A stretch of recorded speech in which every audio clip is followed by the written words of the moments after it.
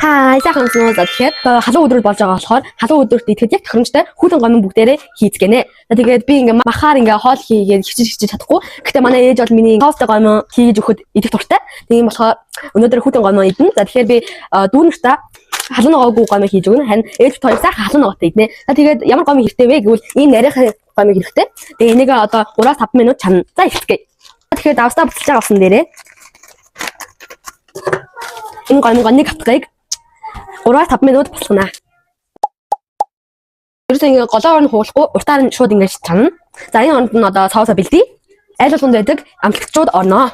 Сой сос, алюминий цуу, хүнчтэй 2 ширхэг сармас, gochujang, gochujang гару, ногоон сөмгөн, хамаа мах байж болно, зайз байж болно, юу ч хийж болно. Гэтэ энэ бол та нарын өөрийн сонголт хийхгүй гэж болно. Тэгээд далайн байцаа зөвхөн бол хамгийн сүлд нь өгөрцөө.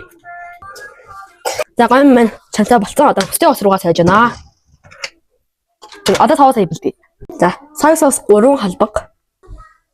3 gochujang 1 халбаг. Алюминий цуу 1 халбаг. Гаруга баачраг татна. Үгийн бол 1 халбаг.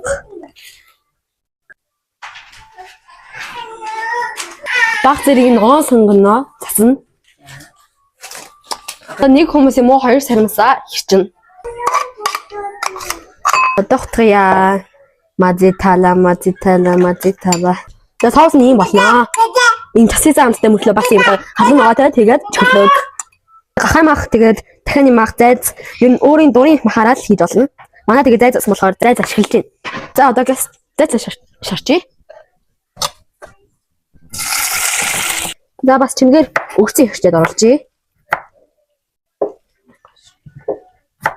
Ингээд манай хоол маань бэлэн болтлоо. Одоо гомгоо тавглая.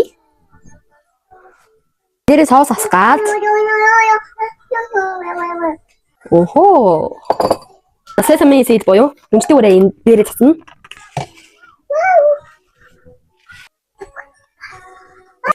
Өгөрцөй болон далайн мэцээгээ тавиад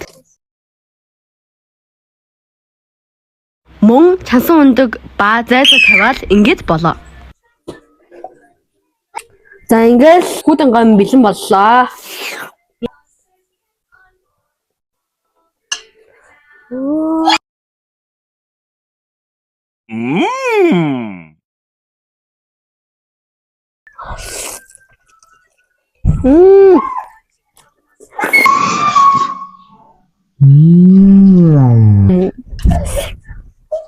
Ямар зүрлэг юм бэ? Бас халуун ногоотой. Нэг гой тохирсон.